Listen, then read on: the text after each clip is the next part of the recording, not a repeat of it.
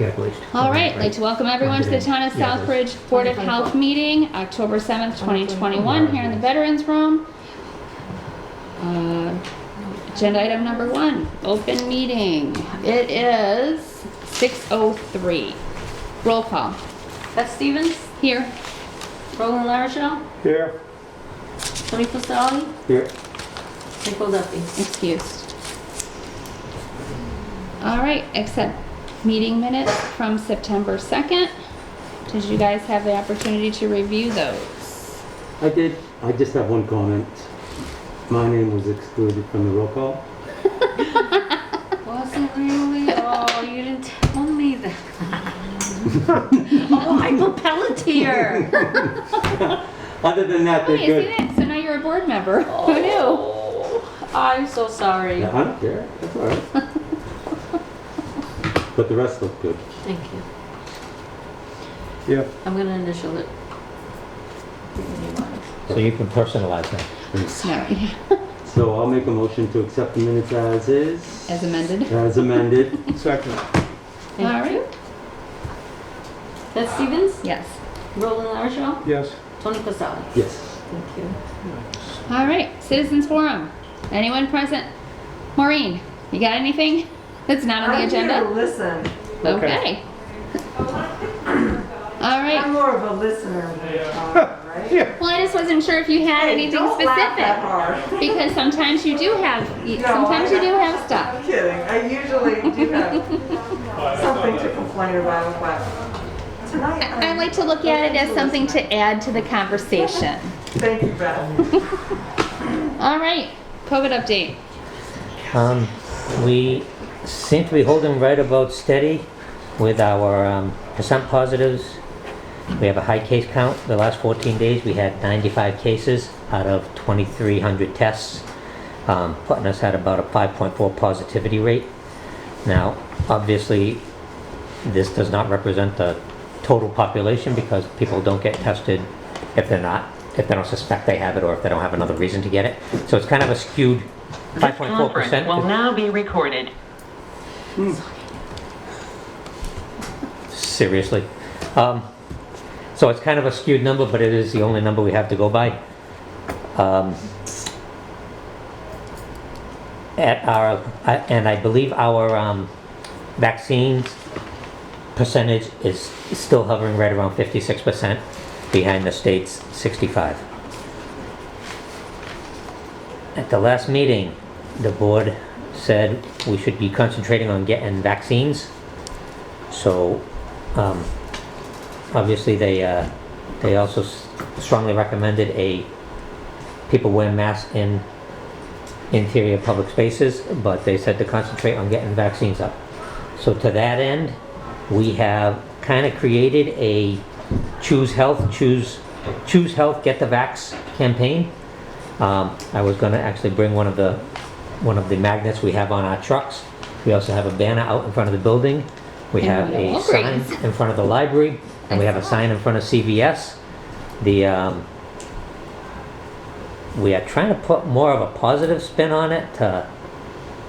It seems like everybody's trying to force people to get a vaccine, and the more you try to force them to get a vaccine, the more they are fighting it. Right. So we're trying to put some sort of a positive spin on it, make it their choice, that's why we went with choose health. With that, I have been working with the state. We've been looking to get a booster clinic into this area to serve all of South Central Mass.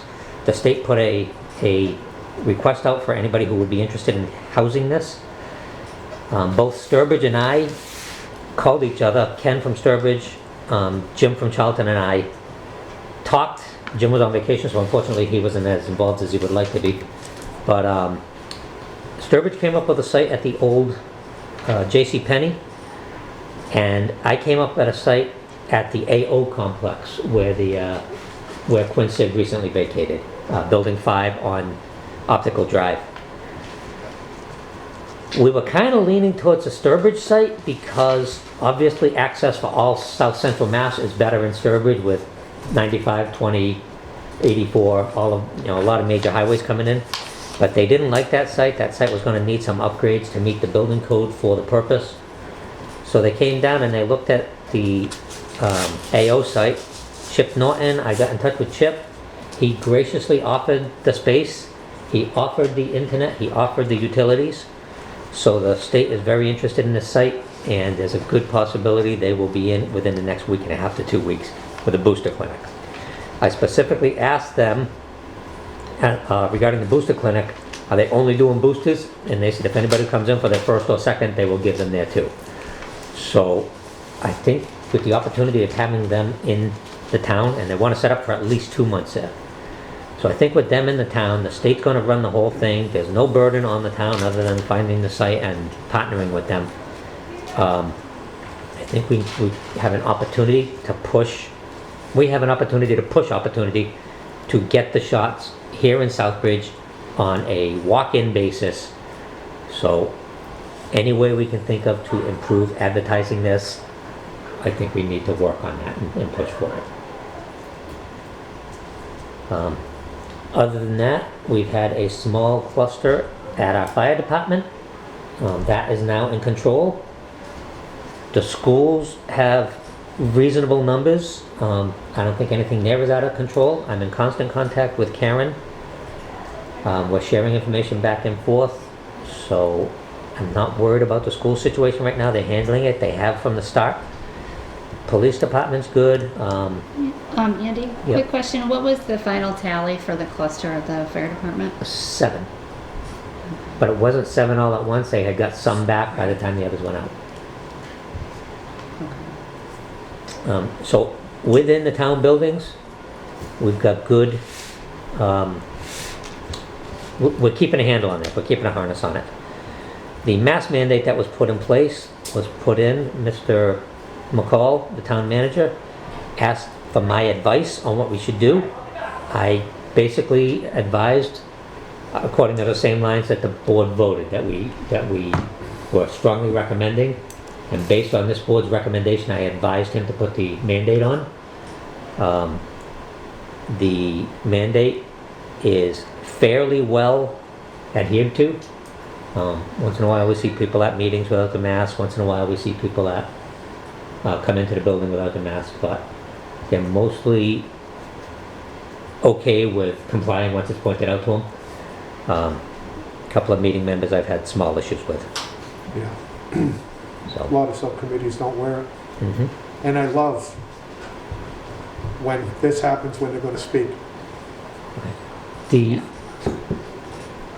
They asked for guidance from me, and I said, as long as that you are removed, if the mask is affecting your ability to communicate, then pull it. But as long as you're removed from others. We did have an incident at a meeting Yes. where a gentleman showed up at a meeting, no mask, no vaccination. He was coughing a little bit at the meeting. The next day he tested, and he tested positive. And there were several people at the meeting without masks on. So I called everybody from the meeting that I had in attendance. Luckily there was an attendance sheet. And luckily it was filmed, so I Plus knew it who was at the on meeting. YouTube. I called everybody at the meeting. I placed them on quarantine. Some of them have chosen not to quarantine. They have chosen to ignore the quarantine. But Well, as long as they're not allowed back in the town hall until the quarantine is over. They were upstairs Monday night. Of course they were. That's all I'm gonna say about that. If you're not, if you're not gonna quarantine, you're not gonna wear a mask, then you're not allowed in the town hall, period. I'm done with this. I would like to have a life that does not require a mask, and I'm just done. I'm done. I agree. Take your politics aside and start having a little respect for everybody else. I did note somebody in the town hall afterwards. I informed them that they were supposed to be on the quarantine. Please make whatever excuse they needed, but please remove themselves. And they chose not to. I don't have a gun. I don't have a badge. All I can do is strongly advise. Well, maybe it would be, maybe it would behoove, because Mr. McCall runs the building, but he's not the chair of the council. And maybe this is something about the council, who the chair is the supervisor of all subcommittees and other meetings, that something should be done, that if the rules aren't being followed, those members should be dismissed from the meeting. They should not be allowed to participate and fester whatever may or may not be going on. You don't want to get a vaccine, it's your choice, but don't compromise me and my family.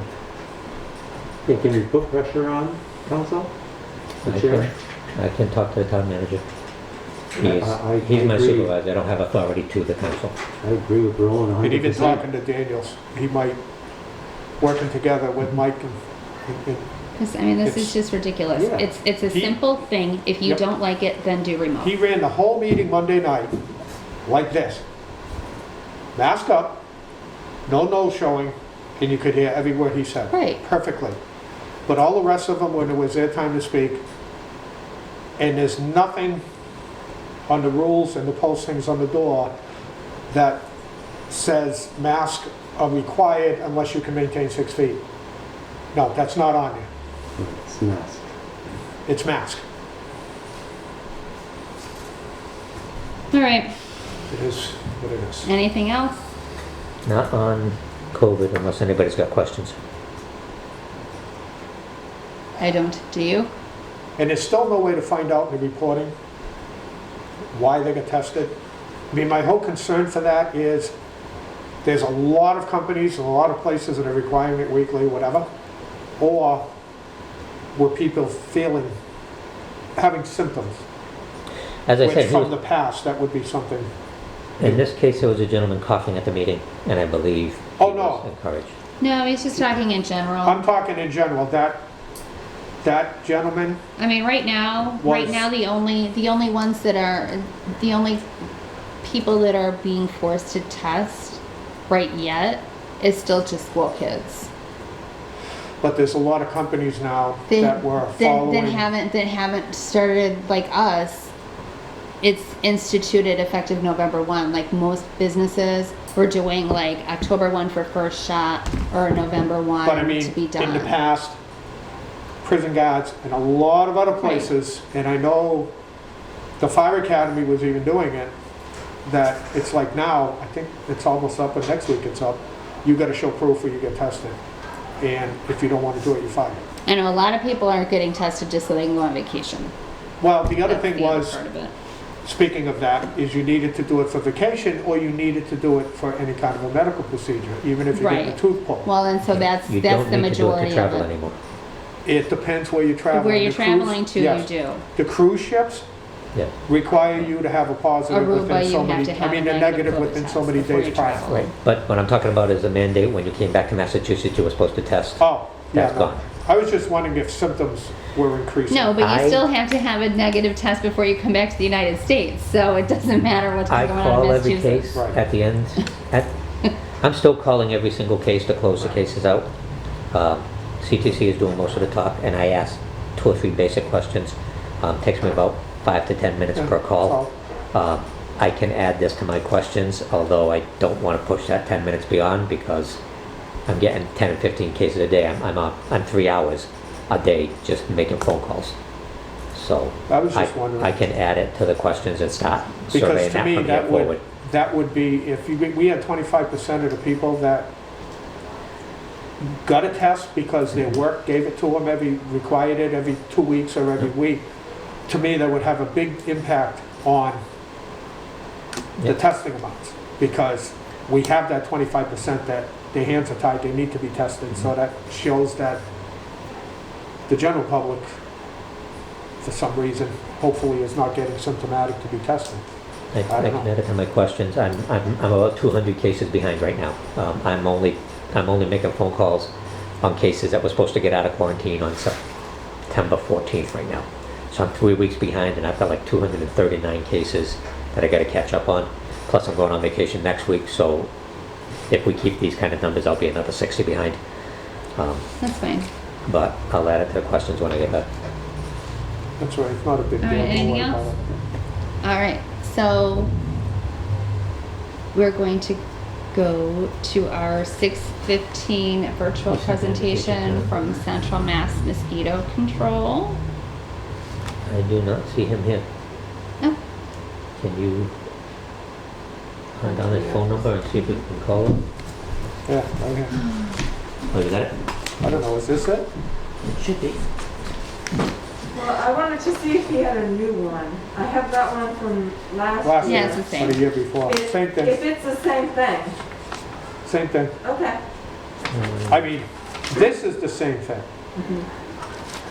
I haven't seen the new presentation, so I don't know if there's anything that's been Can I added ask Can a you since. call out the phone question number? before he does his 508 Yeah, we don't even have them, so go ahead. Okay, I 393 just want to ask what the order is. Like, it 3055. goes to Board of Health first.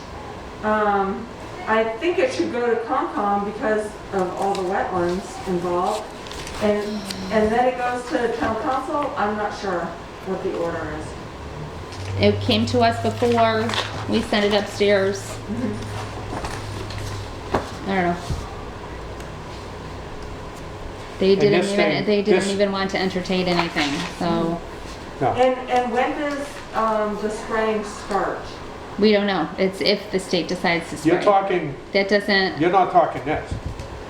Because what she's well, saying is, I was talking to Gus before I left, and I said, you know, this is a stupid time to start spraying because that's, mosquitoes are dying. Maureen, that's entirely up to the state. That has Yeah. nothing to do with us. We Well, don't, he said they start it in the spring, and so I was like, well, I don't it's, know. if the state's gonna spray, it has nothing to do with the town. It's whatever the state No, but decides isn't they're that gonna spray. different? 'Cause This he- is separate. Yeah, he told me that This the is- state one is different. Right, this doesn't Yes. matter. This is irrelevant right now because the town council won't pay Right. the $60,000 for us to have this. The So this state- is irrelevant. The state is gonna spray if they're gonna spray, and we do not have an alternative plan to handle mosquitoes. Oh, no. The I'm board not asked aware me of to that. go, the board asked me to seek how we could get an alternative plan to give us at least the option to not be sprayed. It doesn't mean that the board is not gonna vote to be sprayed, but at least give the option to not. No, I one of think- the best I think this in- is a better way. One of the because best it's ways in the handheld. state to do this is to get involved in the mosquito control project because they do a lot more. Right. So it initiates at the Board of Health. And if the Board of Health decides to move this forward to the council, then other boards would weigh in on it. But Okay. it starts at the Board of Health. because there's a Okay. monetary issue with this one. Yeah, But you also get what you pay for, and they do a heck of a lot, and I do not believe this is aerial spraying. It's truck spraying. No, right. this is right, truck that's spray. why Thank you, I- Patrick. So if you don't want it at your house, you just let them know, and they shut it Right. off there, I'm and they put more it back on in there. favor of this because Yeah. they're just walking around. This is, So a- it's not We aerial were in favor of spraying this 2 years of ago. all the It wetlands. Yeah, was before we've COVID. been We were in trying. favor of it, and it went upstairs, but there is a cost, and it didn't go Right. anywhere, for whatever reason. this is very localized spraying. This is a lot of preventative stuff, getting into the wetlands where they're partially blocked and making the rivers flow again rather than form stagnant pools. Dropping bees They into do catch the- I can basins. call them They do the on, tire collection, they Yep. do, they do catch basin Right. treatment. If I have a stagnant pool at a vacant house, they'll come in and treat the pool. They'll algicide the pool. Yeah, they do a lot. And then it was, I can't remember now. When we had them last in person, the trend was over so many years, and I can't remember where we're at, but I don't think that idea even holds water now, because this has been the most wet year that we've had in, Tony, are you signed on to this meeting? No. Can you?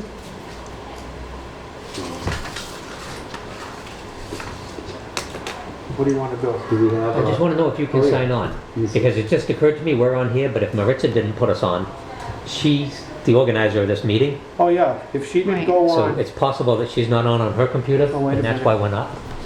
If you can Let's take see. a recess for 3 minutes and let me try to figure this out. Okay.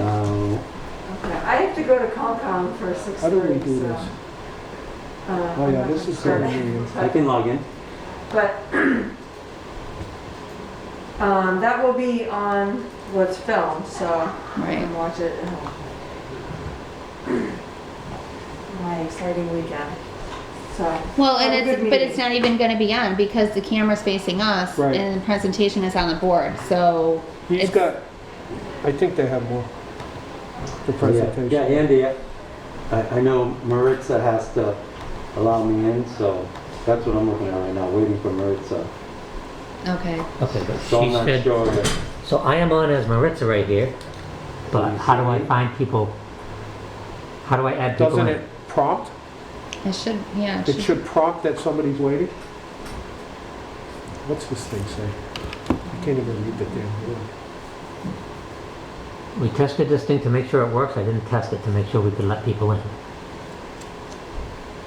Main meeting controls, what if you hit next? The only thing I have is Maritza.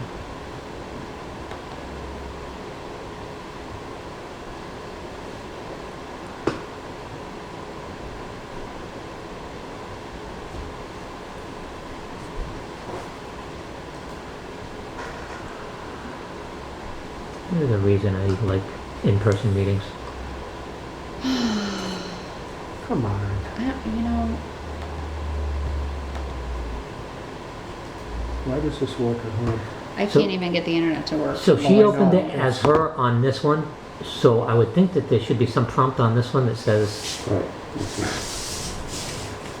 yeah, so how do I let you in?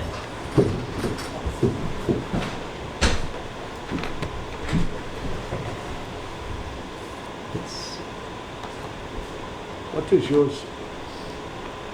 Mine is initializing the connection. Yeah, it took forever for me to get this to come up. this is Well, just there's something with the people town who- hall I'm the only one on it. internet Oh, yeah. too, because That it's, too. it's, Let's see what we got. Why are you hitting the bottom right? Oh, thanks, sorry.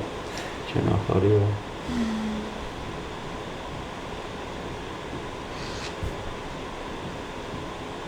I don't know why I'm not Better- showing up as I'm waiting. plug We've right into never the had to camera. let people in before, they've always just gotten in. It says I can only start one session at a time. Okay, so how do you Yeah, let because somebody you're in? You right don't, you here. never had to let people in before, No, they just log on using the Right. code. because Right. Tony can't get in. And says it waiting for waited, you. the only thing we did is we waited for you to open it. Yeah, But I am, it says Maritza. Right, and it's saying, and this one says, hey, waiting for Maritza.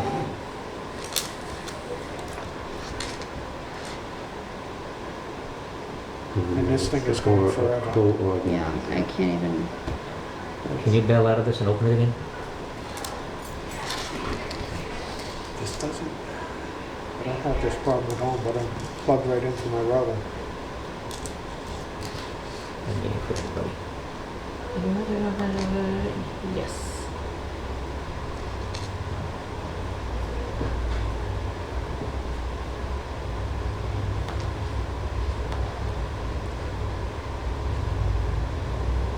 See, So you got Yeah, the so meeting see, code. so I Connection have, could not be waiting established. for Maritza, are you Maritza or a co-organizer, Right. sign in now.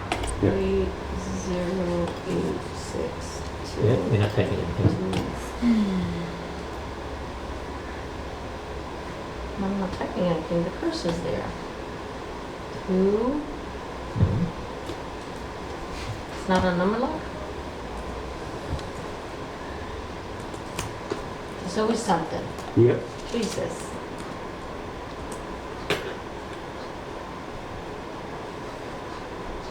it's not even working. Oop, what happened? Had a great meeting. Thanks.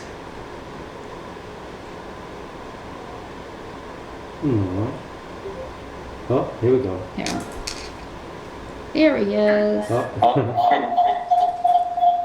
Will you mute, please? Oh my goodness. Hey, that hurts. Yep. Sorry, Tim, we had the wrong meeting up.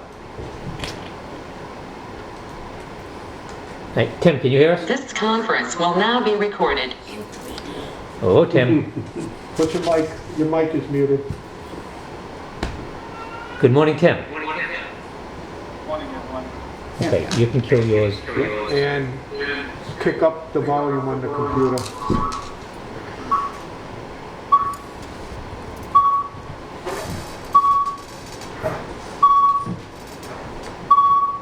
Tim, apologies, we had actually started the wrong meeting. We entered the wrong code on the meeting. No problem. I'm a patient man. So, this is Tim Deschamps. He is the Director of Central Mass Mosquito Control. The board asked me to seek out alternative mosquito control plans so that we weren't subject to the state's spraying if we chose not to be. The first thing I thought of was Central Mass Mosquito Control. As you know, we've spoken to Mr. Deschamps, I believe 2 years ago, and we moved it up to the council, and it didn't go anywhere from there. But I'd like to take the opportunity to bring him back, hopefully revive it. It was a good program. I had it in Auburn. They do multiple things for the town, all related to mosquito control. So if I can, I'll introduce Tim and turn it over. Welcome. Thank you very much, Andy. It's good to talk to you again. So, see if I can share my screen. Yes, there we go. Do we have to do something to share a screen? I think someone has to let me do it. And you think we're good at that, huh? You,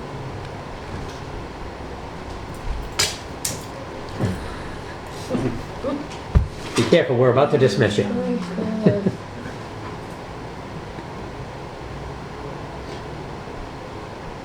Make present. That's it. How's that? That looks good. There it is. Okay, thank you, everybody. There are a lot of slides, but thankfully a lot of them are just title pages. So I'll briefly go through this.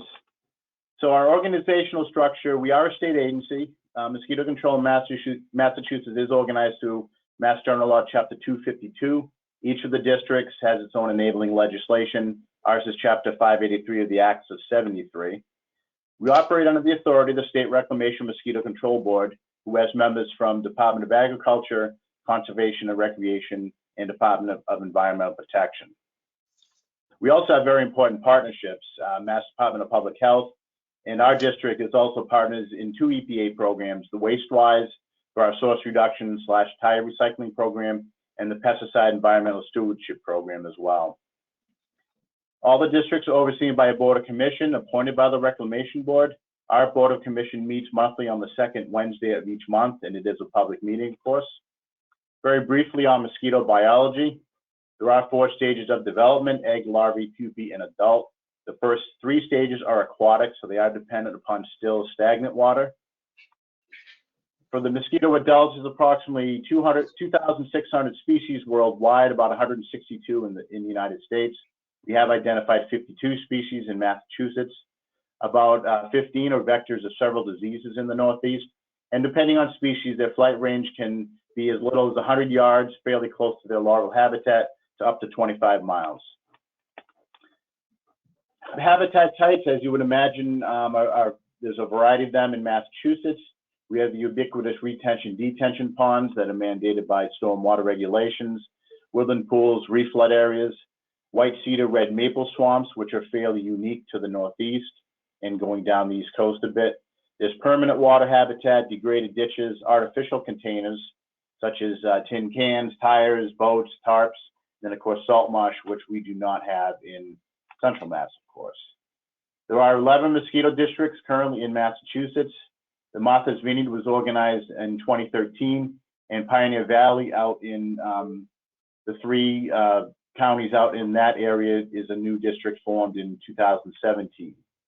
There's just briefly a map of the mosquito districts in Massachusetts. Each color signifies a different mosquito control district. I did highlight the town of Southbridge. You are right next to member town of Sturbridge and fairly close to a member town of Webster. And then this is an expanded area of expanded map of our service area. We currently work in 44 communities in both Middlesex and Worcester counties. The suite of services that are offered to all member towns as well as the residents: surveillance, public education, ditch maintenance, larval control, source reduction, beaver mitigation, adult control, research, and efficacy. And I'll go through each of these briefly. Surveillance is generally geared towards adult mosquitoes to monitor diseases, species diversity, and population density. We do have a variety of traps that we use to capture mosquitoes either about to lay eggs or possibly newly emerged. As you would think, education is an important aspect of our program. We have biologists, entomologists, and myself do a variety of different presentations to school groups, to senior citizens, and then public groups. Here's our entomologist in a school program. Prior to COVID, we would average about 1,500 students per year. Since then, we've been working on doing an electronic educational program. Here's our staff biologist doing a presentation to senior citizens. Seniors, of course, are an at-risk population, especially for West Nile virus. And then myself, I'll do presentations to civic groups and other invitations that I get to give information about our program. We're also active on social media, both in YouTube, Facebook, and the Twitter. Our educational program has received an award in 2013 from the Commonwealth of Mass. Ditch maintenance, it's important to keep water flowing because stagnant water allows mosquito larval development. So we do have a wetland scientist on staff that identifies historic flow patterns, and then if she determines that there's work that can be done, she will then get permission from the property owners and we'll go in and do some maintenance in that area. Most of the work we do is done using low impact hand tools, power tools, but we do have the ability to use low ground pressure excavators to do more extensive projects. Larval mosquito control is important. It's a important aspect of the proactive part of our program. Our technicians are trained to identify mosquito larvae in wetlands, and when they do find them, they'll do applications on an organically certified bacteria right in the water at that time. BTI is our product of choice. We have been experimenting with another bacteria called spinosad, which is also organically certified. We've determined that there's a 30-day extended release spinosad product that we now have brought operational. We apply this on the ice in February and March, and then as the ice melts, the bacteria gets into the water and controls the mosquito larvae and does not allow them to hatch. We also use insect growth regulators and some limited surfactants, which are oils that are derived from plant extracts. Just a few pictures of our standard larval control program.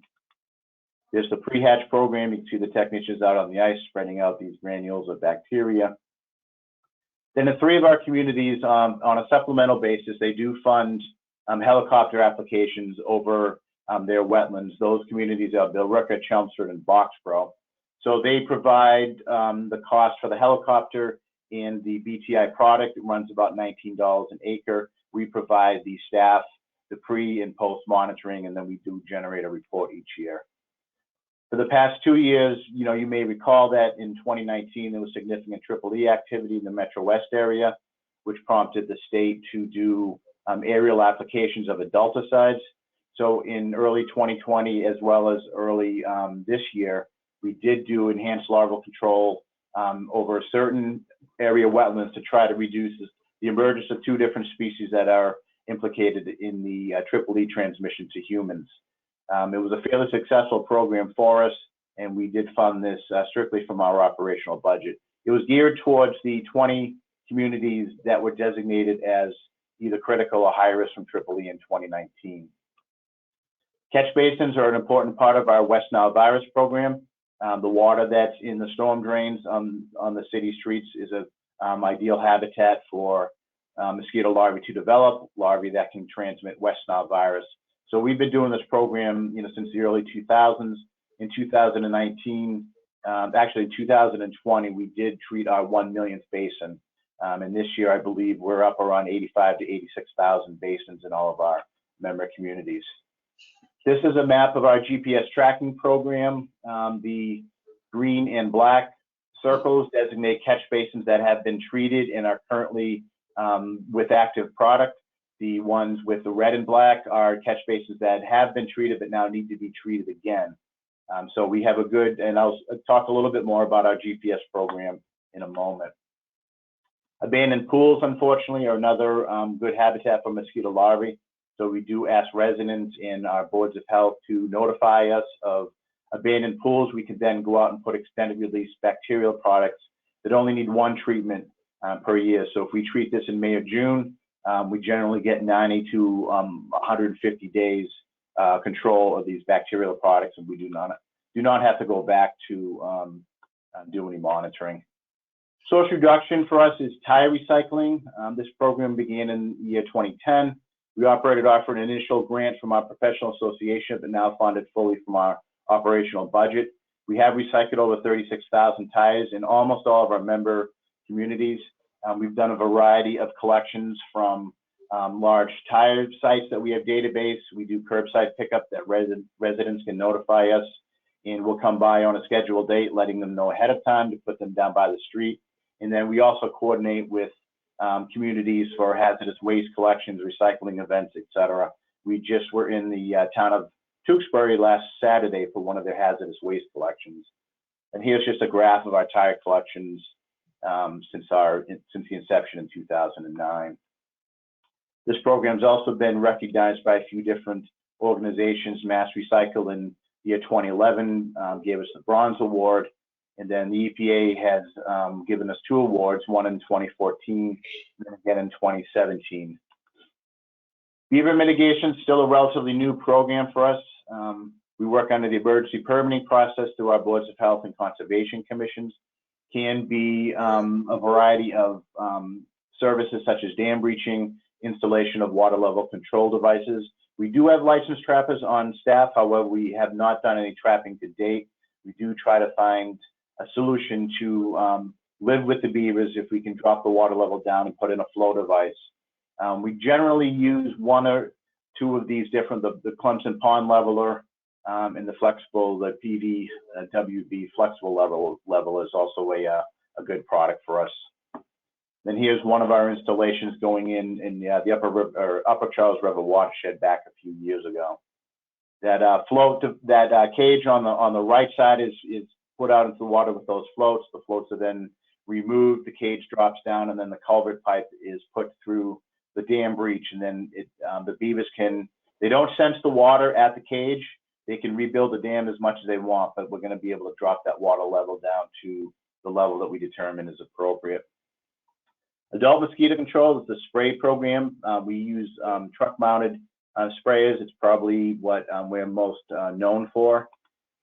We currently use a product called Edofenprox. It's classified as reduced risk from the EPA. The synthetic pyrethroid, it's one of the most common type of insecticides used. It's not a residual product. It has very rapid decomposition in the environment. What we spray after sunset at night is gone in the environment by the very next day. It's not even detectable down to the parts per billion. We use very low flow rates. Currently, we're using a 4% solution of Edofenprox at 4.5 ounces per minute at a vehicle speed of 10 miles an hour, which equates to approximately, what does it say there? Yeah. So the red box, yes, that's just the indication of how much is applied over 1 acre. So at that rate, we're currently applying about 3/4 of an ounce over the size of an acre. And as I mentioned, animal products are used very frequently in food and grain storage, restaurants, etc. And this is just a pet product that also has Edofenprox that you can see is actually at a 55% rate. As you know, just a reminder, we currently use a 4% rate. So these products are classified again as reduced risk. If no service requests are received from residents, we will not do any spraying. Any spraying for viruses, we do coordinate through our boards of health. It's important for them to help us get the word out about the virus to reduce risk from the virus itself. We've redesigned our website. We now have an email notification system. When residents put a request in to be sprayed, if they include an email address, they'll get a scheduling email, they'll get a completion email, and they can also coordinate us through that system as well. We have a GPS tracking in place on all spraying. And then our spray trucks are also equipped with an ultrasonic weather station that connects into the GPS system so we can determine wind speed, wind direction, plus air temperature. Here's a screenshot of one of our spray tracks. The green lines, or actually the green diamonds, are when the sprayer was on. The red diamonds are when the sprayer was off. However, it was still tracking the truck. The orange polygons are no sprays, people that are registered to have their properties excluded. Then you can see in the treatment log, we have the wind direction, we have the flow rate, we have our vehicle speed. There's a lot of information included there, temperature, humidity, etc. And again, the ultrasonic wind stations, all of our trucks are enabled with them so that we can get very accurate information at that time. So when we're spraying, we know that we're doing it with lower wind speeds and good temperatures. Exclusion Properties, also known as no sprays, registered through Mass Department of Agriculture. A detailed list is sent with all of our pesticide applicators. However, on the tablets, they get visual and audible warnings as they approach these properties. We do like to keep paper lists as well because, as we all know, electronics are great, but when they fail, they sometimes fail miserably. So we still keep the paper copies in all the trucks as well. Notifications of our spray schedules are sent to all boards of health, city, town clerks, and any other department about 2 weeks ahead of time, start of each month. And then each night we will list on our phone system as well as our website exactly where we're going to be. There'll be a listing of the towns as well as the street names that we're scheduled to be on. Our research and efficacy is basically our checks and balances to make sure that what we're doing is still effective. Can we test some new products? We've been doing this now some 15 years. As you can see, we've been involved in a lot of different, both efficacy as well as analysis in host-seeking activity, mosquito blood meals, etc. The pre-hatch program I mentioned a few minutes ago, we did for 4 or 5 years and now have gone operational. And then we also perform what's called pesticide resistance. Insects can develop resistance to pesticides if they have consistent exposure. So we do test our adult mosquitoes against the products that we're using to spray for. We have done it for the past 14 years, and to date, we have not noted any resistance. Briefly on mosquito illnesses, I'm sure you're familiar with this. The transmission cycle for both West Nile and Triple E, bird is a reservoir. They're the ones that bring the virus into our environment. Mosquitoes are the vector. They will then send it from bird to bird, which is called amplification. Then on occasion, species of mosquitoes that will bite both birds and mammals will then unfortunately transmit over to us. Surveillance summary as of October 4th. Actually, I have an update for today. Mosquito pools or collections positive are now 144 statewide. We did identify 17 in our service area. No horses were identified with West Nile virus this year. However, there was one alpaca. And then the human positivity just went up to 8. There was a resident of Middlesex County closer to Boston, as I understand it, that has been identified with West Nile virus. This is the good news. The Triple E surveillance summary statewide are all zeros. So we've been very fortunate this year that despite fairly large populations of mosquitoes, the Triple E positivity rate has been 0, and we're hoping it's going to continue for the next month. Then just very briefly to wrap up, we always like to throw in a bit of education. We always encourage people to use their repellents, avoid mosquitoes during mosquito active times, sunset and sunrise. DEET tends to be the standard of choice. However, there are other options available on the market now. Permethrin is recommended for clothing only. And we do recommend if someone wants to use something, just to check the label to make sure that it has an EPA registration. That way we know that it has been tested and has some good efficacy as well. So, and then my contact information, which is also included in the handouts. So sorry to kind of breeze on through that, but I know everyone has a very busy night tonight, and I didn't want to hang it up too much. Well, Thank you. I know you can't see them, and I'm sorry about that. We're at in-person meeting tonight. We just put this together so that you could present remotely. However, we have Mr. Roland LaRochelle at the table. He's a board member. We have Miss Beth Stevens at the table. She is the chair of the board. And we have Tony Costali. He is a board member. And we have 3 members in attendance in the audience. So, open it up to questions. Questions?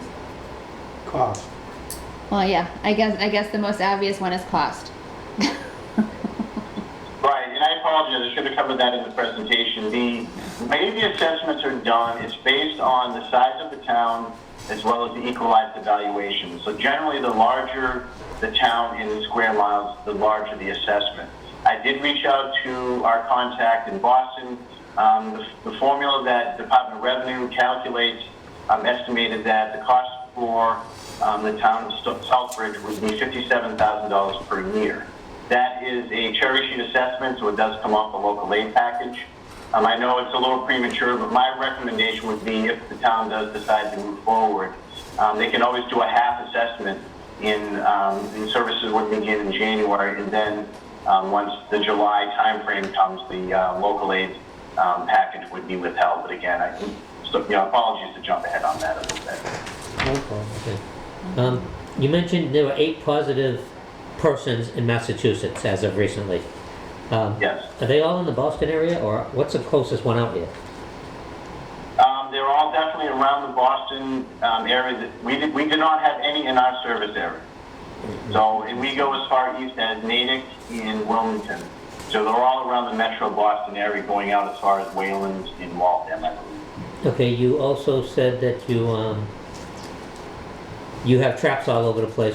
What have you gotten for positive mosquitoes reasonable close to us?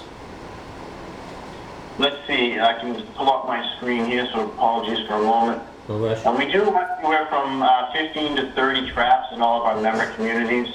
Obviously, that does depend on the size of the community. The larger the community, of course, the more traps we want to get out there. But as of right now, let's see, we have identified virus. Trying to find the closest area to Southbridge. Sturbridge? I was going to say, I think Sturbridge got one. We did have it in Sturbridge on the eastern part of town, as I recall. That's definitely the closest because obviously it does boarding you. We did have one identification in the city of Worcester the second week in September, as well as the middle part of Worcester, August as well. Those are the 2 towns that were the closest to you guys. You didn't hit any Webster, did you? Excuse me? You didn't hit any in Webster, did you? Westford? No. Webster. Webster. Webster? No, we did not. Okay. Swimming pools, you talked about, and I'm saying pools just because it's pools, but generally, any of your treatments, you say you get 100 to 150 days of control with swimming pools, you get a certain amount of days of control. What is control? I mean, is it 80% effective, 100% effective, 2% effective? Well, our larval control product, as long as they're applied properly, it's 100%. So really it's a matter of getting those bacteria to where the larvae are. So generally, I would say on average, we experience anywhere from 85 to 95% control because nature being what it is. Our helicopter program in those 3 communities, we average anywhere from 75 to 80% control using helicopters. Again, that's a fairly limited program that's only done in those 3 communities. Okay, and just one question, more curiosity than anything else. These things can breed in a salt marsh? They can breed in salt water? Absolutely. There are actually 2 species that can only develop in salt water. And they're unfortunately one of the stronger flyers. You may recall I mentioned that the flight range can be as little as 100 yards or up to 25 miles. Just about every year we'll pull in some single specimens of that species that we know can only develop in a salt marsh habitat. The communities the districts that have those communities around the coast get absolutely inundated with those if they do not have a really stout larval control program. The salt marsh, thankfully, are wide open, so they do lend themselves very well to helicopter applications. But if you miss a hatch, they're tremendous, those salt marsh mosquitoes. And they're of the type that eat both birds and people. They'll bite you in the middle of the daytime, high noon. Cool. They're tough ones. Other questions? So the Beaver Mitigation is part of this program? Yep. Yeah. So when extra equipment is necessary, like this pump, this WLCD, is that come at an additional expense to the program, or is there equipment that you bring in that increases the expense? Everything that I talked about tonight, with the exception of that helicopter program in those 3 towns, All the other services are covered under the assessment that the town pays. So if we do one beaver project in town, there's no additional cost to the community. If we recycle 300 tires on a large tire pile, same thing, no additional cost to the town.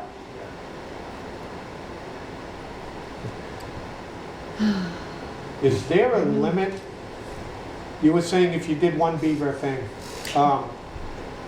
is there a limit to how many times you would go after beavers, or is there a limit if we had a hazardous waste tire return type deal? Or would there be extra costs? No, again, the only limit really would be our staff and our time. As far as the beaver projects go, we've only installed less than a dozen in all of our communities right now. They have necessitated some maintenance, which we fully expected to have to do. And as far as the tires go, I mean, on the website, we do try to limit the curbside pickups to 10 tires per person off rim. It's not uncommon for someone to call the office and say, I've got 12 or I've got 18. We're not going to turn them down. Frankly, to get out there and to pick up 18 as opposed to 10, it would make much more sense for us to do it in one shot. If we have a community that has a large pile of tires, the town of Bolton is a good example. They joined 2 years ago, and there were approximately 1,200 tires dumped down a hill off of the farm. And we've expended now several, probably getting close to 100 hours of manpower to, we had to pull these tires up the hill, we had to stack them up on top of the hill, and we recycled about half of them. It's a very large project for us because unfortunately a lot of these are front-end loaded tires, so the expense is much higher. But all the work we're doing for the town of Bolton in that tire pile cleanup has not cost them any additional funds. It's only been the annual assessment that is done by the Department of Revenue. Right, so Tim, if the board decides to move forward with this, and I'm not assuming they're going to do that today, they'll take it under advisement probably, but what's our next steps? What do other towns do after the board says we should chase this? Well, Southbridge is unique in my experience because you have a town council. So cities can join at the vote of city council. Worcester did it a number of years ago. I went out.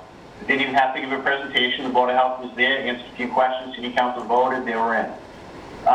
In open town meeting or representative town meeting, the article goes before on the warrant and it's voted at that time. I have reached out to our council here because again, I haven't been involved in a town council situation at this time. So if there is any interest, she suggested that I get her in touch with your legal council there to best determine, because they'll know what the town charter states, the best way to, if again is decided to move forward, how does the town council have to do it, or is there another mechanism? So I'm a little gray on that, so I do apologize. Maybe the subcommittee, and then Yeah. it's a contract. Yeah. Okay. I'm just curious, how do you coordinate your efforts sometimes when you have multiple towns and it seems like there's certain points of time where you need to put some actions forward? How do you manage that aspect? Well, I mean, it depends on the action, of course, but thankfully, we're pretty well prepared. We have a large staff. We have the largest service area in the Commonwealth, 44 communities, as you can imagine. In theory, it could be difficult to manage. However, I'm fortunate that a majority of my boards of health members or directors, whoever they may be, I have a very good working relationship with.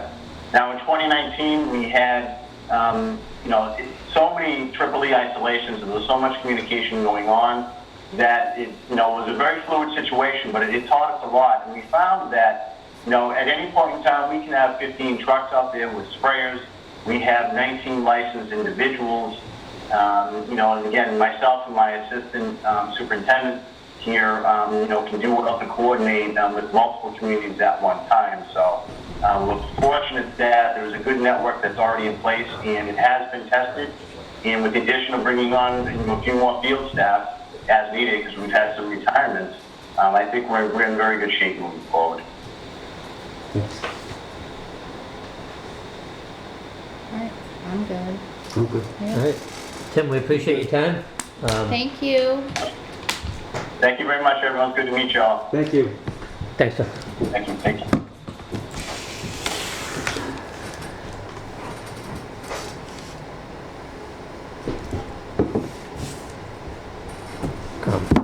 Well, I mean, I think it's, Uh-huh. again, I think it's a no-brainer.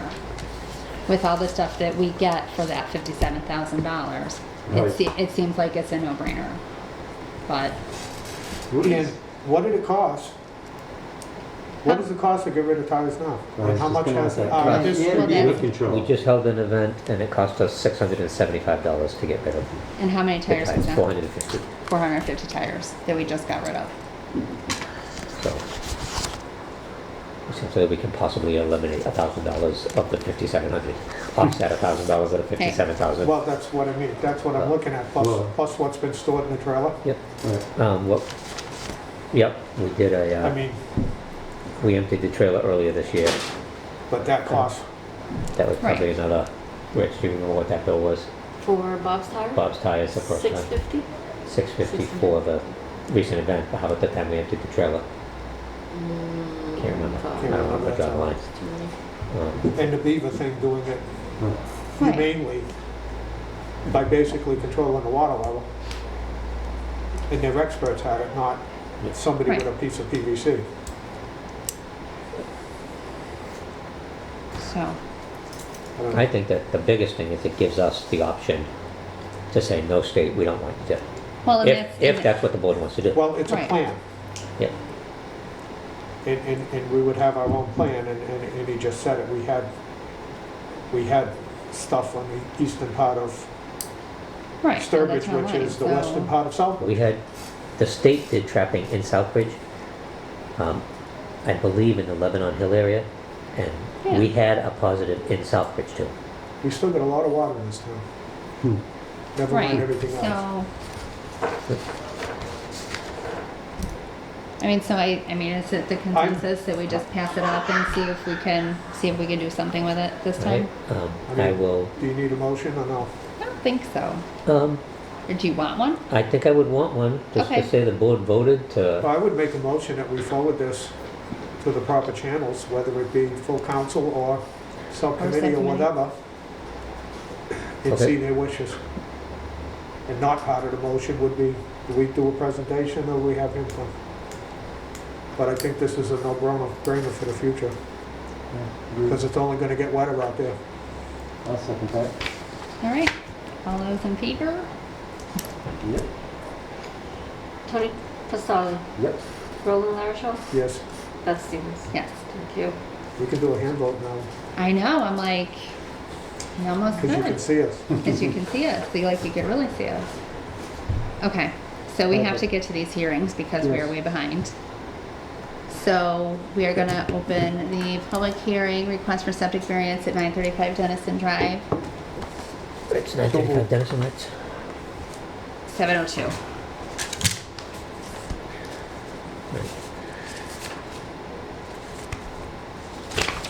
935 Denison Drive is a request for a local upgrade approval. We can kill this, right? I didn't have it. Yeah.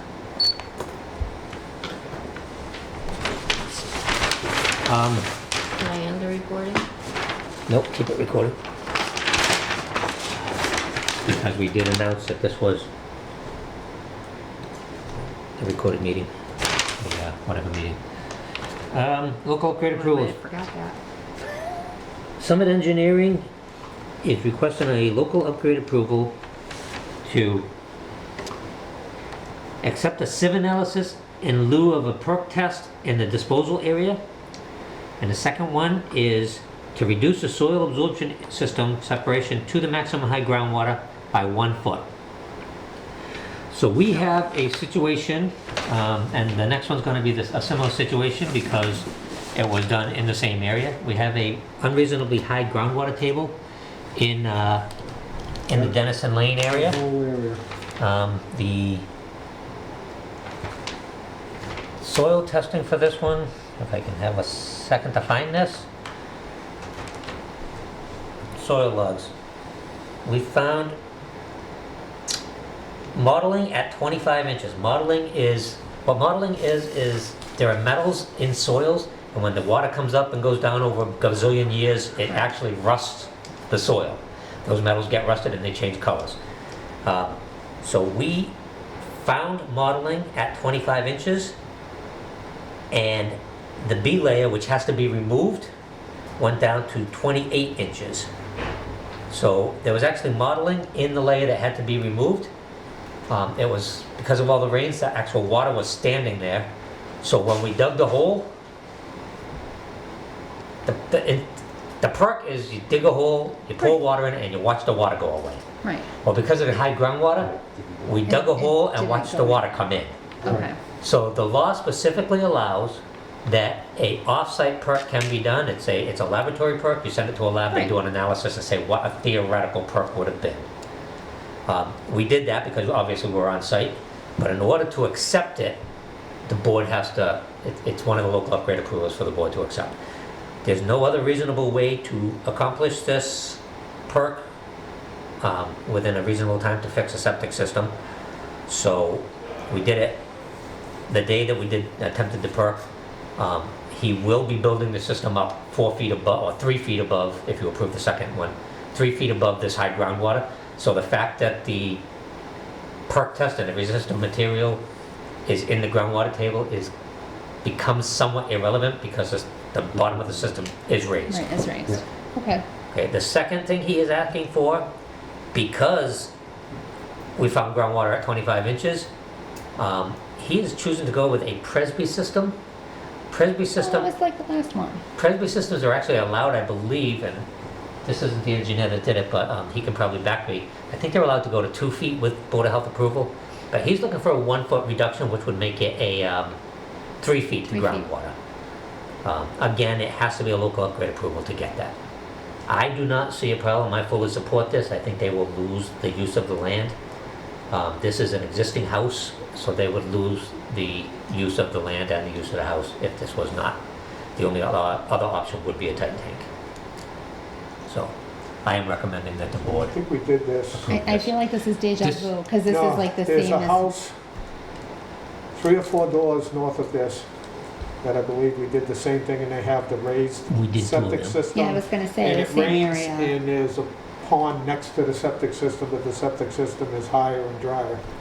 I believe our next engineer for the next one can attest to that area. He did one that was actually at the bottom of a hill.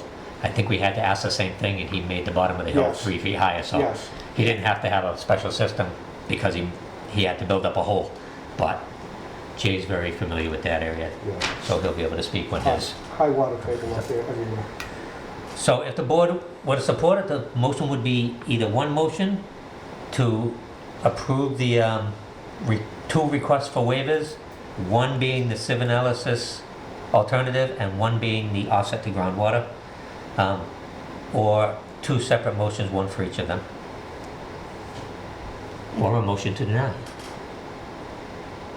Well, they're all legal, so I would make a motion that we accept and approve both requests. Okay. Second. You ready?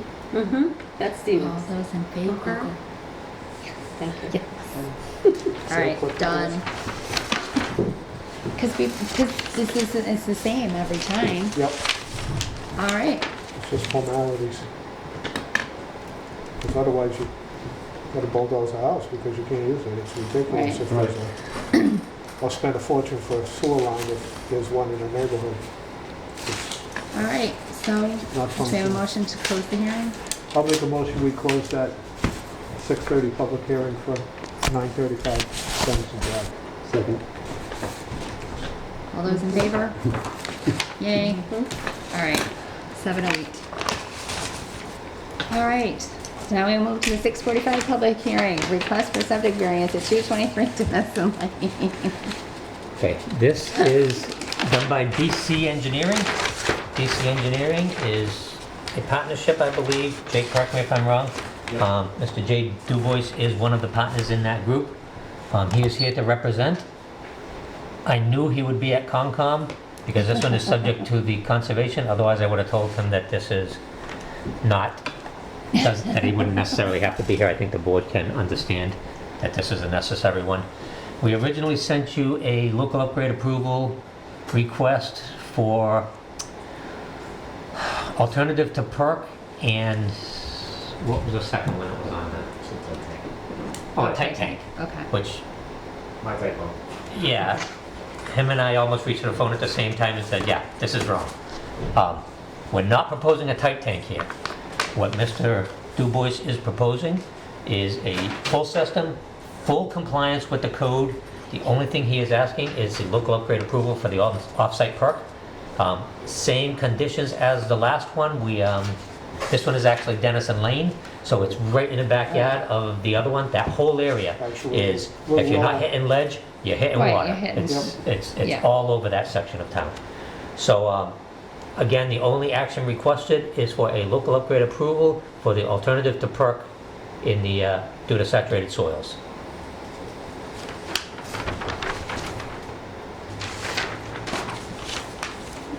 Go. I'm like, I mean, I'm good. Do you? No, No, I'm fine. All right, do we have a motion? So move. We'll do it. Get her done. second? Thank you. All right, all those in favor? Thank you. 3-0. There you go. Thank Sold. you, Jay. Thank you. You'll get me Concom's conditions so I can finish Yeah, this. Karen should have them. Alright, I am going on vacation, so I won't be able to touch it until I get back a week from now. Okay. Can you sign in, please? Sure. I feel like we didn't open, oh no, we did, okay. A motion to close that hearing? So move. Second. All those in favor? 7:10, done. All right. 7 o'clock public hearing, Dynasty Restaurant.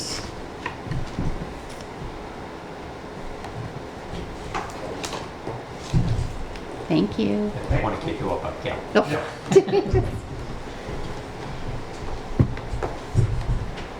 How do you shut that off? I've been pushing that button There's for... gotta be a,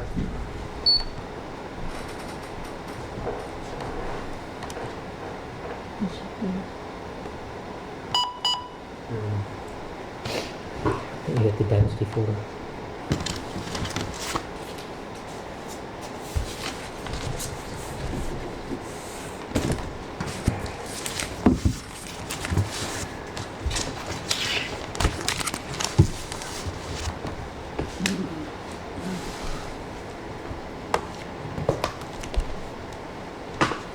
Okay, Open a hearing? Andrew, go ahead. Oh, open the hearings. Oh no, I already did. did. Yes.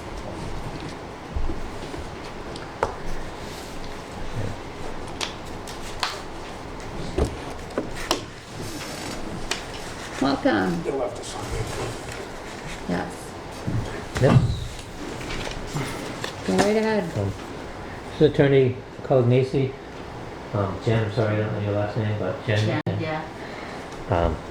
Jen is the owner of the restaurant. About May of this year, Miss Maritza, our food inspector, did an inspection on Dynasty Restaurant.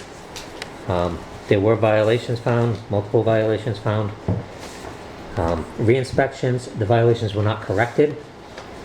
We've done 5 inspections of the Dynasty Restaurant, culminating with a October 5th inspection that I attended with Miss Maritza. The conditions, the restaurant needs cleaning. We did see some insect infestation. Food handling is seriously in question. Several times we have mentioned that when you are working the beef, you don't need to have the big bucket of chicken out there too. It's just sitting there outside temperature. So several attempts made to educate have led to nothing. So, and this is, I've reviewed the whole file all the way back to 1915. There have always been violations, but they've always, the critical ones have always been fixed. There's been minor things that haven't. The May inspection was initiated, I believe, by a complaint by an Ashley Stevens. Claiming food poisoning. I doubt that it was food poisoning. It was probably just a reaction to a grease or or cleaning agent, and there's nothing that says it led to that restaurant. It could have been anything, but that's what led us. That was on our list of restaurants that they had attended. So that's what started this string of inspections. The latest is a complaint from a young lady who found a piece of steel wool in her food. The lady sent us a picture of the steel wool. Just a piece of steel scrubbing. So again, went there, confirmed that they were using a steel wool pad at the cooking run. We corrected that, and that is corrected. However, a lot of the violations that existed continue to exist.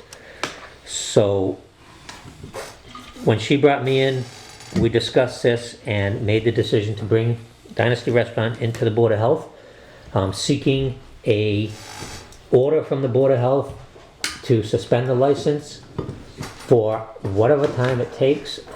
Minimally, I'd like to see a 24 to 48 hour suspension.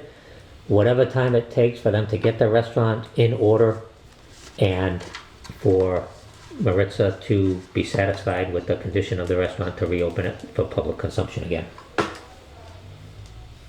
Okay. So, clearly this has been going on for a little while. Do you, I mean, I don't know, I'm just confused. I understand that in the past there have been issues, but they've always been corrected fairly quickly. So I'm a little confused why this time that's not the case. Okay, I obviously can't answer that. But Mr. Cognacy can offer his testimony. First of all, Jennifer's asked me to apologize to the board for having to be here. Okay. I think part of the problem is, I know Jennifer's husband was not doing well this summer. Part of the problem is we've been working on a sale of the business for over a year now, and we're within getting certificates out of the Department of Revenue of being able to get through the ABCC and get the thing clean. I've gone over this with them, explained that we're looking at a 48-hour notice of closing, which is a practical matter, given where we are, is 96 hours until Monday morning. Okay. Told them that really what they need to do is take the kitchen, take it apart, clean it from top to bottom, and then the infestation would basically try to deal with done probably on Monday after having 3 days of cleaning. There's no point in having them come in beforehand. Right. And they understand that's what they're going to do, and that's what they're going to do. Okay. Obviously, reopening would be based upon a reinspection, hopefully on Tuesday morning. So that sounds wonderful, but the second problem that I see is procedural problems where utensils are in foods, there's no thermometers. Food's not being There's covered. not proper storage. Right. So is there... That all needs to be dealt with. I mean, the violations are the violations, and the violations have to be corrected. We're not going to argue about that. Right. They need to be corrected. If they're not corrected, then the suspension goes on. All right. I'm good with that. I don't know how else You they good handle with it. that? And we're gonna target the life safety stuff. The procedural stuff will be an educational thing, posting directions or whatever. Yeah, I mean, with Whatever's needed. With a little bit of law. I mean, on the license, the town has already approved a new alcohol license, and it went to the ABCC. But because their fiscal year is a July 1 fiscal year, the CPA hasn't finished the tax return. We can't get the tax compliance certificates out of Department of Revenue, Department of Unemployment. So the ABCC sent the license back to the town for no action. So Okay. we're on another timeline trying to get those certificates. Reality is, once we get those certificates and we get it back to the ABCC, we'll be able to close. It'll be under new ownership. But in the meantime, our concern is the Yeah. public eating there, following the rules, making sure it's safe for the general public. Yeah. I mean, this little piece of steel wool, to me, is an accident, but Right. some of these other things and some of the pictures has been ongoing. And it's time. Right. Yep. Well, Rich, so- did you want to add Good. something? No, you guys were. I do want to Okay, go add ahead. something, yes. Jennifer? Yeah. I inspect your place time and time again. Yeah, and My understand. problem and my issue is that if I say this area needs to be cleaned, you only clean that one area. You don't go behind the bar, you don't go underneath your shelving, you don't go behind the wall, you don't go above and beyond your cleaning. Yeah, this time I have to ask my husband, everybody It's employee. gotta be cleaned from the front Yeah, all the way to the back of the last part of the kitchen, yes, the dining area, thank you. your buffet table, your bar area, your refrigeration units, everything. You have to go above and beyond, Yes, okay? thank you for very much. I'm very, very sorry. So I have to keep going for my employee, everybody for the motor cleaning. So then does this timeline works? You think, Well, they The think, the I mean, reality is, it's Thursday night. Right. Monday's a holiday. oh yeah, I forgot Monday's a The holiday. whole bottom line, do we have to have a date or leave it open to when Or they to feel that they're when ready it's- to have when you it's go ready for re-inspect? reinspection. That's up to the board. And you know what, I think we'll do that.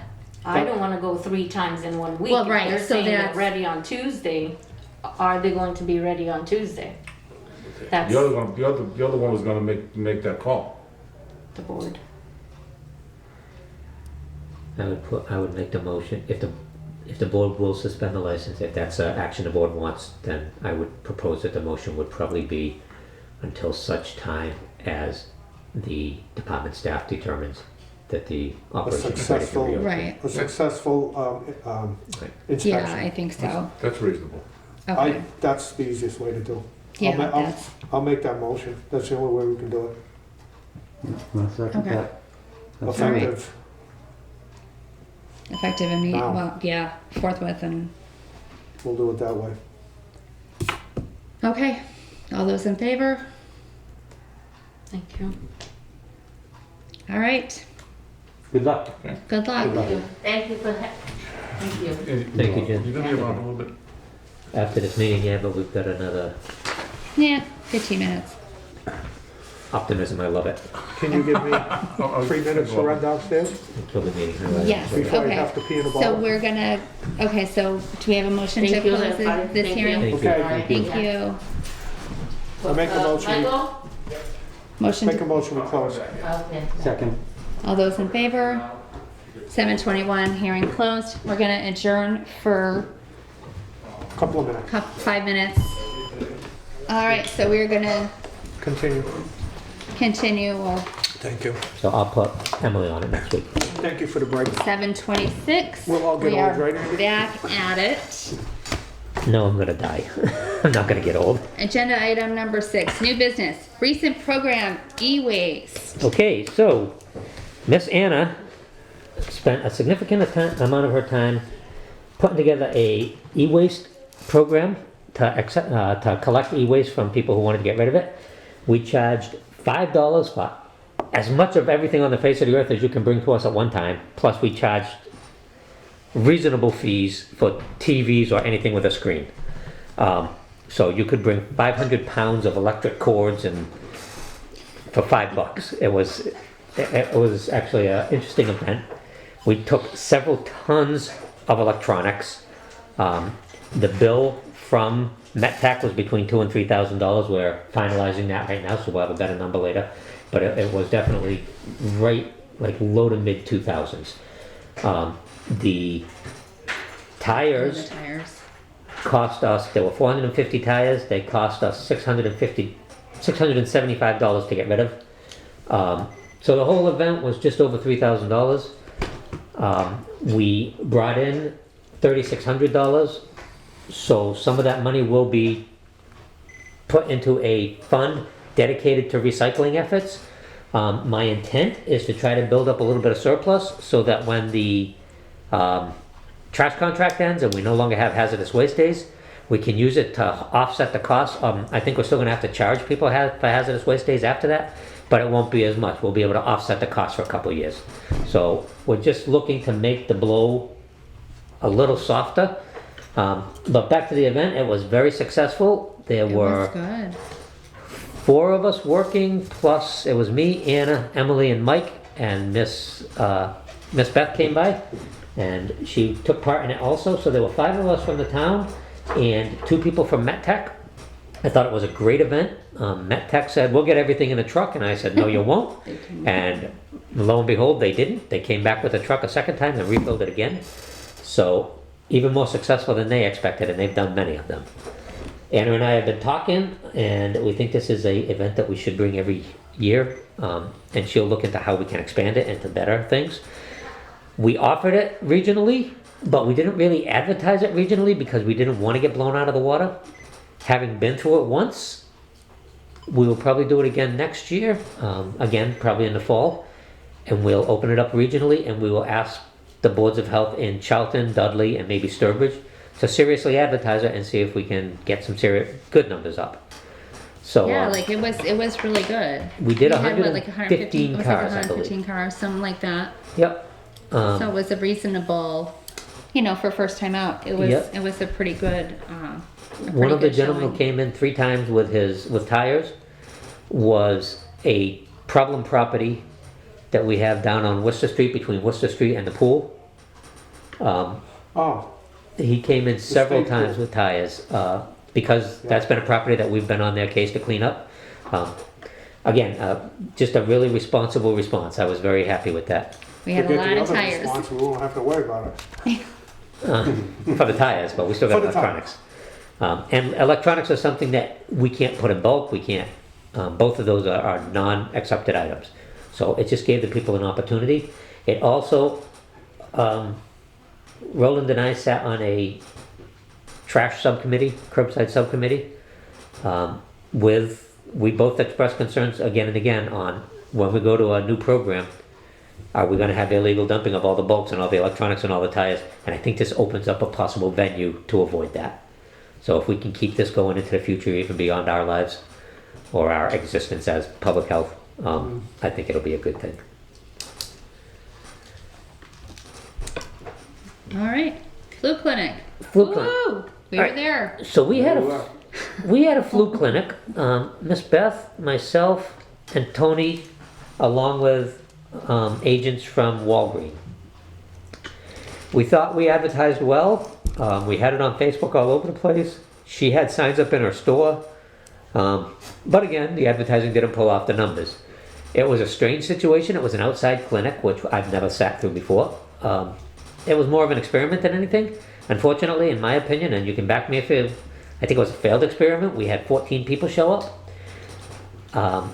But we did have opportunity to discuss possible future clinics. I think flu clinics are very important, especially in this world of COVID, because if we can prevent people from getting the flu, they won't falsely be thinking that they have COVID. So I think right now it's important, but into the future, the flu is always a concern.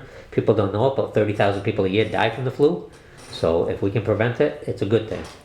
So we discussed other ideas, maybe linking it up with other events going on, maybe even linking it up with a tire and electronics take-back program. It was only 2 weeks apart. Maybe get her in to do a town hall event that we can at least get the employees of town hall. There was a car show going on that we could have probably linked up with. There was something going on at Henry Field that we might have been able to link up with. So if we can link it up with an event and maybe have a few signs at the event, maybe we can get a better turnout. Well, and that was the other thing. We really had poor signage. If we had like A-frames on either side of the common, I think that would have helped, because then people driving by would have said, "Oh." So there's a couple different ideas. How have they been doing in your discussion with Walgreens and stuff? How have they been doing with people going and getting the flu shot? In the stores? It's only just started. I'm just wondering. It's only just started it's because there's nothing to swamped. do with what was done. It's just a total lack of interest or a total They're like swamped people with are tired COVID. and They're swamped with COVID right now. they're swamped. Everybody. They have their appointments are every 15 minutes for COVID testing through the drive-through. and they're swamped from start to finish. Those appointments are booked up. And they're doing walk-in COVID shots, and I was in there. Yeah, the only I went in there places the other given- day. The line was around the drive-through for Yep. COVID testing, and there were 5 people in there getting COVID shots. And those are the only places giving boosters. Right. The pharmacies and The Walmart. pharmacies are the only ones. Right. I'll also say, I mean, I just wondered if there was a lack of interest from the general public because the general public is just spent on Well, it's all only this just stuff. available. That's the other part. The I took my hospital. mother today, The and guess what? hospital only just started this week doing flu shots. So Went to the doctor's office today, and guess what? They didn't have a flu shot for my age group. The batch didn't come in. we, I don't know what the age right. groups are, So but I couldn't even get a flu shot. I guess you had to be 89. she had 2 boxes she was taken out of, and we had a couple of seniors right. who she gave shots to, so she had them available. The 3 of us were at the event. We had music playing. I actually think it was an enjoyable morning. We It was nice. hung though. out, The weather chatted was it up. nice. But underlying that, there was a feeling that this is just not normal. An outside clinic, it just felt weird. So I wasn't sure if it was the venue. But Karen seems to be It willing shouldn't be to. anymore because they've been given outside COVID shots Right. and been Right. testing for over a year now.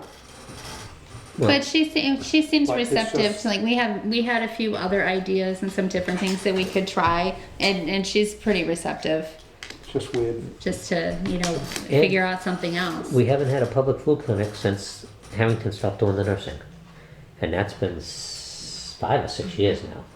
I was gonna say I don't even So we remember. haven't had one, I've and that one never was- had one as long as I've been here Yeah. on the Yeah, board. and that one wasn't really public clinics. She used to do them at the Senior at housing. the senior housing, and they used to do them at the The senior center. senior center. Okay. So we've never really But to had have one for the public general public, I I don't think, oh my God. We did one It's been once in the years. town Town hall. hall. We did one once in the town hall, and we got probably half the population of the town hall. Yeah. So it's still more than 14. So yeah, I mean we had some other ideas to I'm try. not going to call it a failure. I'm going to call it an experiment. We tested it and it didn't work. Yeah, Well, there's 14 more people that got inoculated. Yep. Right? I was first. Now, if they just get the other shots, they'll Gotta be start good. somewhere. Right. All right, landfill status update. It's closed. I know, I it's sent- closed. What else is there? It's capped. I sent a memo. Now it's maintenance. Did the council get the memo I sent? And then the board get the memo I sent? Yes. Okay. I don't remember which one. That really Got it was from- just a summation of what we've been doing for the last 2 to 3 years at the landfill.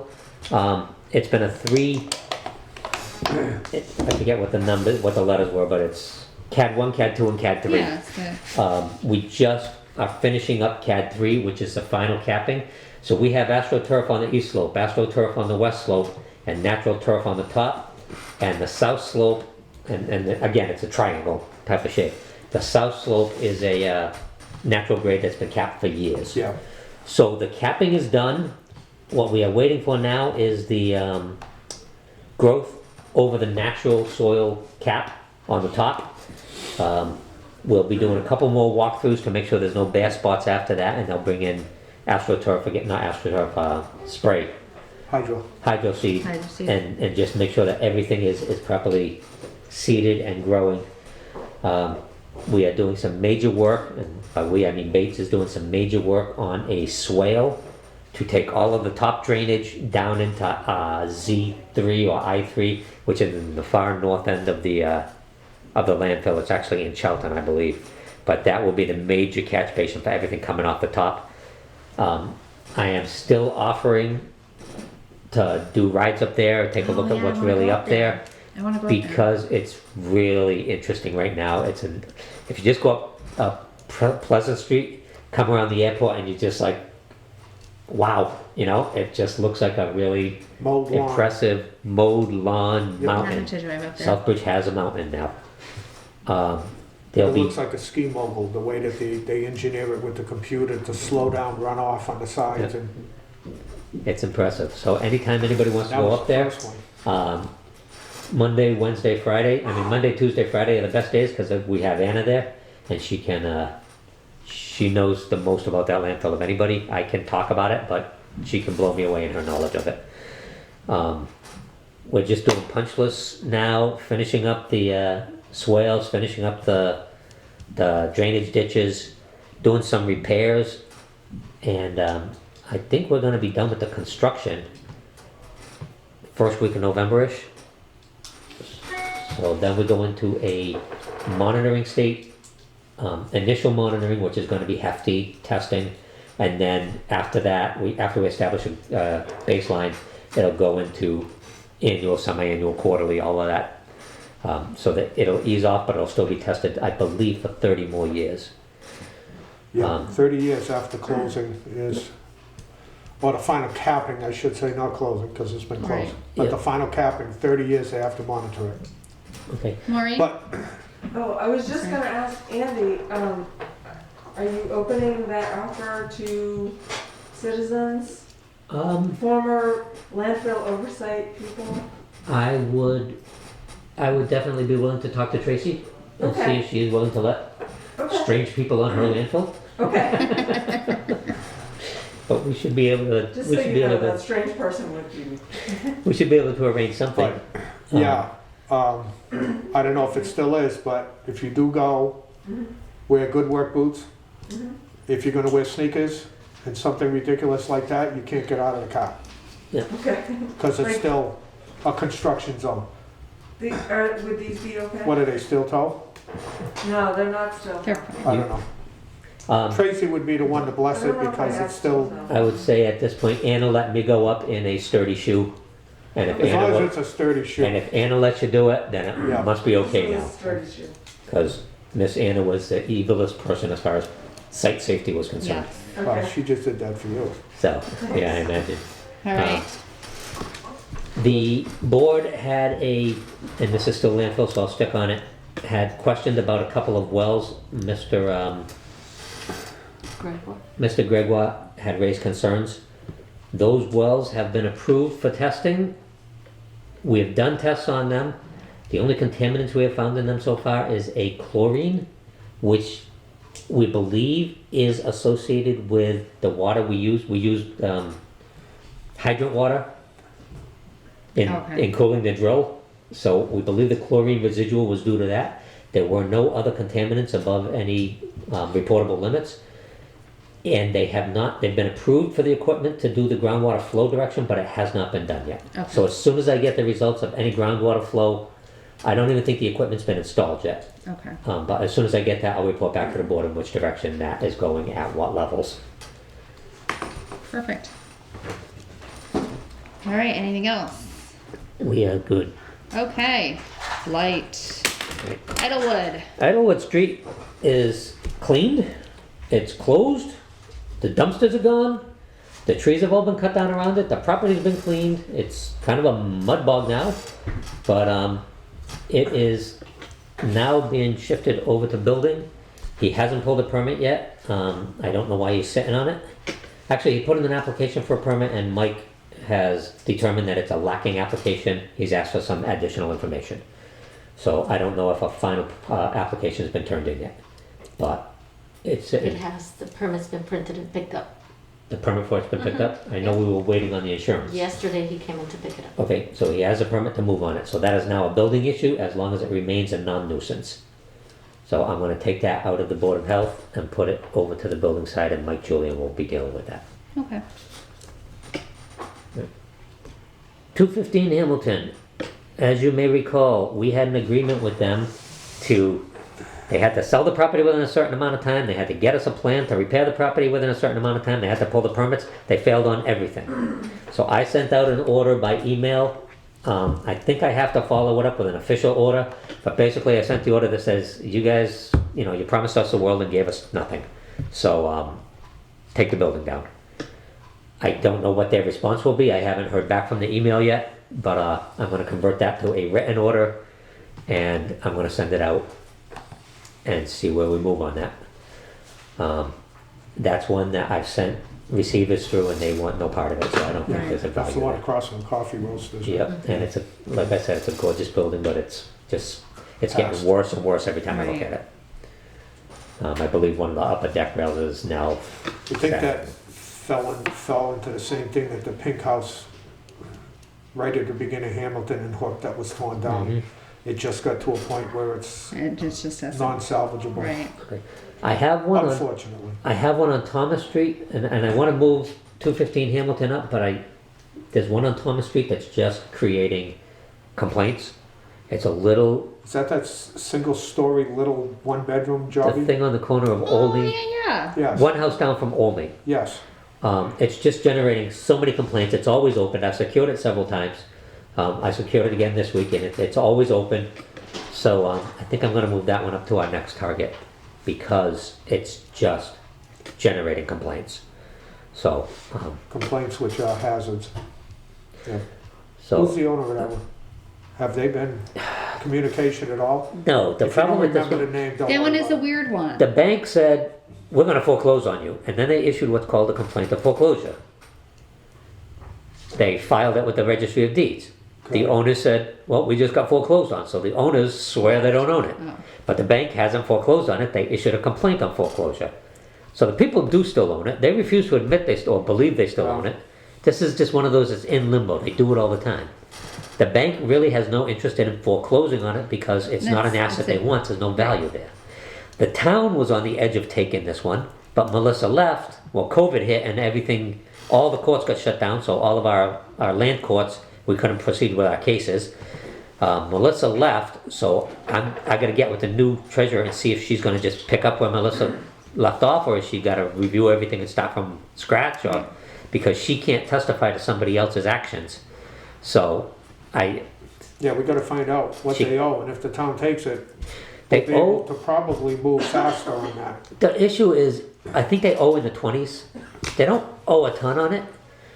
But And what's the I value? believe it would be to our, my personal opinion, I think it would be to our benefit to take that property, auction it, somebody's gonna give us $5,000 for it, Right. Like and me. we'll lose $15,000, Get out from under it. Like I would Yes. take, we won't I own would it. take that little property. and somebody will put it back on tax dollars, Because and it would just be, it'd You be know, a project. some It'd be a single project guy for or me. single I would lady do it. who's capable is gonna go there, rehab it for, spend 5 on it, put 45 to 50 into it, and have a nice little place to live. It's a Right. it's a 2-bedroom, it's not gonna cost a Right, lot. exactly. 8,000 That's in what a I'm saying. heat system. It would be a good first time Yep. flip. Actually,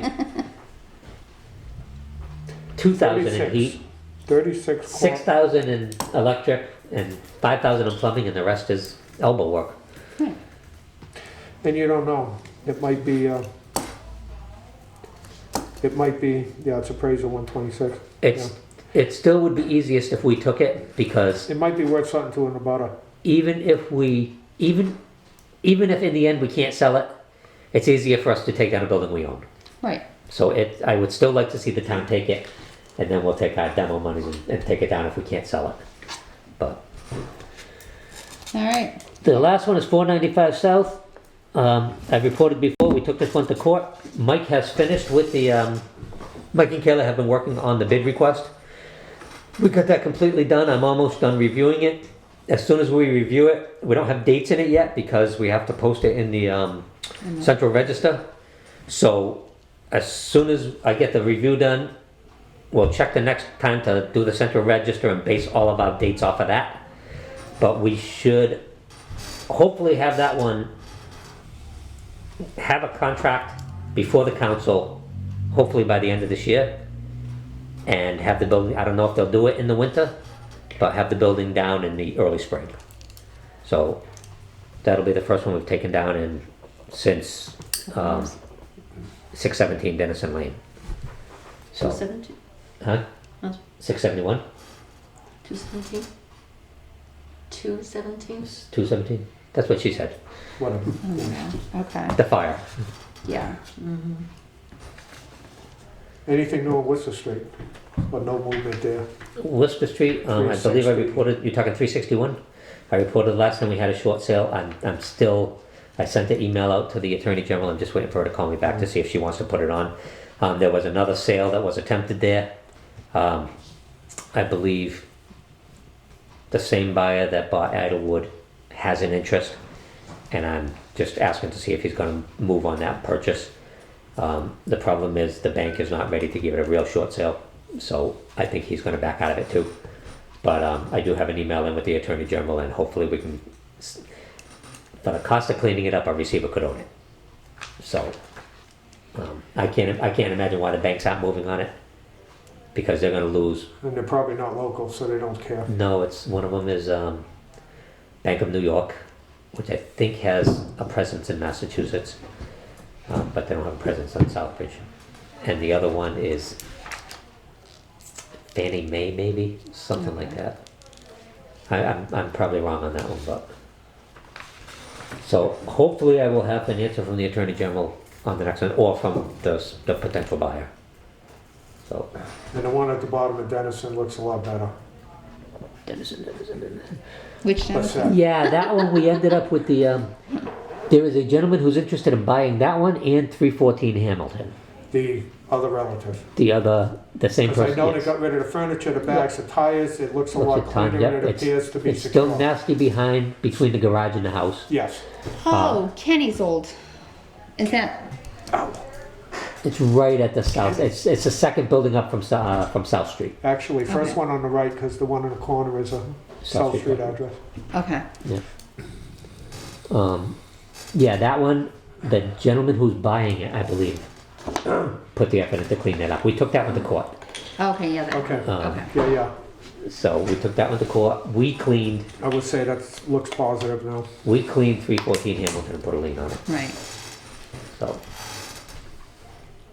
And so then just to, in case anybody wasn't up to speed with 318 Main Street, It's back. how the heck do they have tires sitting there, Andy? I don't even. You know what? Why are there tires there? Because they came out of the basement. They cleaned the basement too. That basement was a Like, mess. I'm just looking Yeah, at these so the photos, other guy and had there's all this tires hazardous there. stuff in the basement when he was gonna try to have people live there. Yeah. Yeah. Oh yeah. That's, he was told this afternoon that that's not there. Like, really?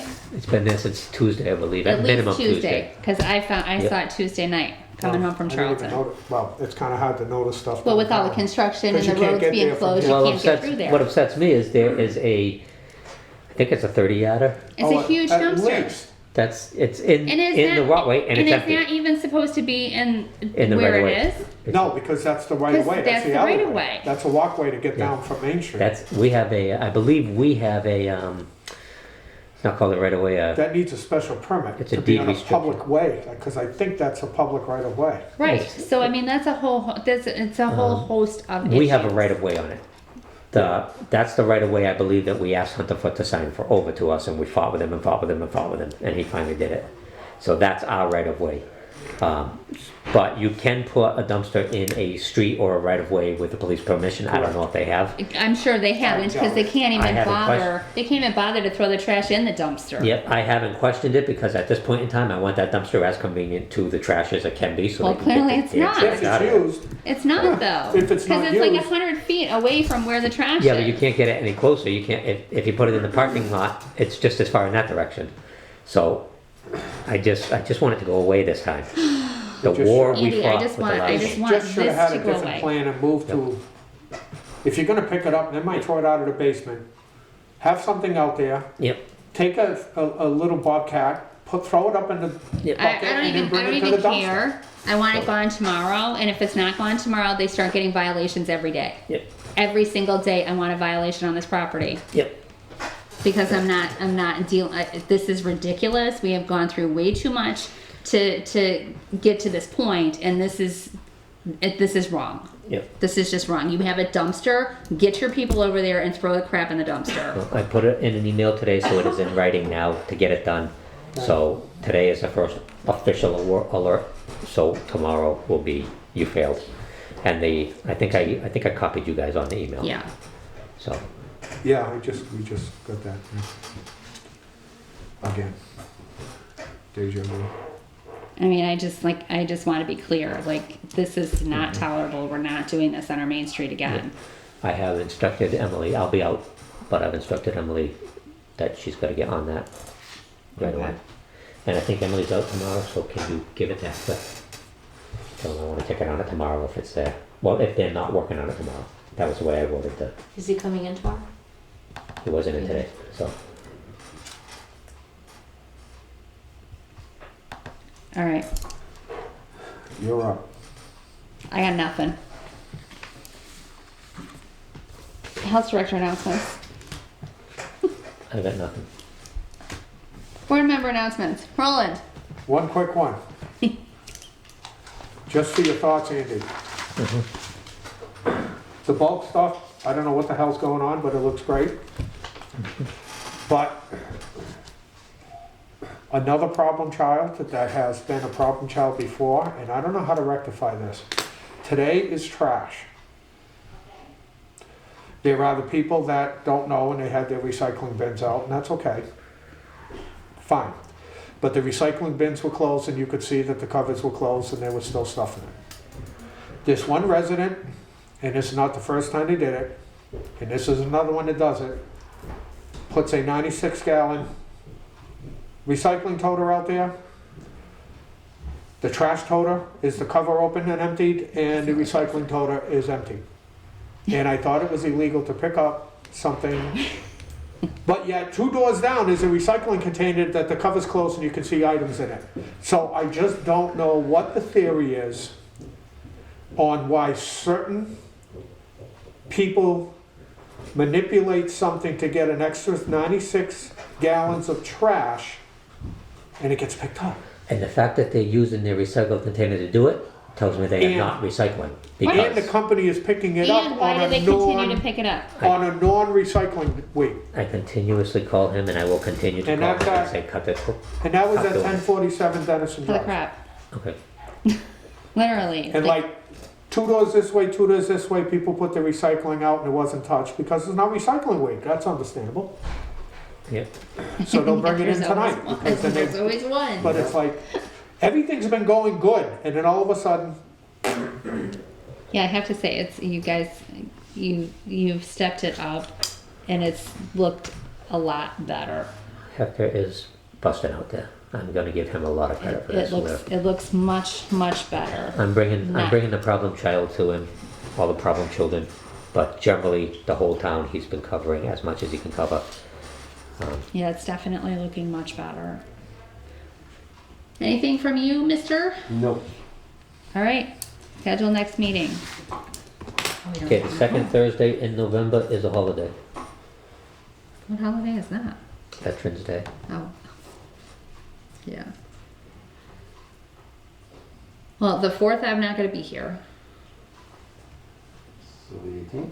I will be on the beach. Well, I assure you, the Okay. second we're not gonna be in. I'm well, just saying. if we do that, I mean, We've then been, it's the we've been the 18th. first. Then it has to be the 18th because I won't. Well, I mean, you guys can have a meeting without me. Well, the default for the last 2 months, we've had one reason or another. I think I've been on vacation for both of them. Yep. And we've defaulted to the first Thursday. So you guys can have a meeting Oh, without I don't care. me. I don't Fourth, care. Oh, the fourth you're the not gonna fourth. be in. I'm not gonna I be thought you meant the here. fourth Thursday, Oh no. which made me No, think, the isn't 4th. that The Thanksgiving? 4th. I'm going to be in the Dominican Republic. We How could do about it on the 18th? I'm not gonna be The 18th there. is The 18th is the Yep. third Thursday. 6 That's what I meant. 6 o'clock. I thought you were gone the 18th. Oh no, the 4th. Do it the 18th. Okay, 6 o'clock. We don't have anything else on the agenda pressing like we had for these time sensitive We don't have anything right now, and sewer septic that you know of. I'm gonna do my best to keep December's clear because obviously we like to skip the December meeting, it's Christmas meeting.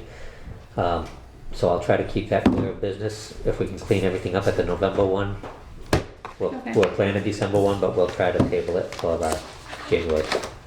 All right. Yeah. Motion just to hope adjourn? everything stays quiet. Nothing's quiet, Roland. make a motion to adjourn. All I'll right. second that. All those in favor? Adjourn 7:57. Yay.